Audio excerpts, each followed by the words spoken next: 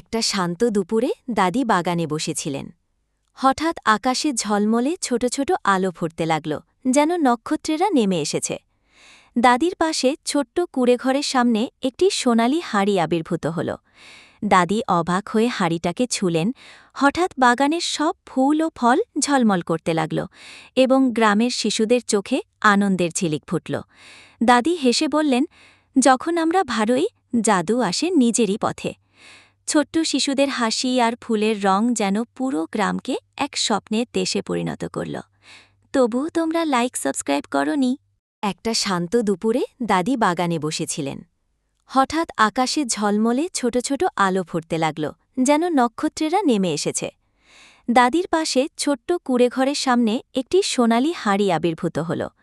দাদি অবাক হয়ে হাঁড়িটাকে ছুঁলেন। হঠাৎ বাগানের সব ফুল ও ফল ঝলমল করতে লাগল এবং গ্রামের শিশুদের চোখে আনন্দের ঝিলিক ফুটল। দাদি হেসে বললেন, যখন আমরা ভারোই, জাদু আসে নিজেরই পথে। ছোট্ট শিশুদের হাসি আর ফুলের রং যেন পুরো গ্রামকে এক স্বপ্নের দেশে পরিণত করল। তবুও তোমরা লাইক সাবস্ক্রাইব করনি।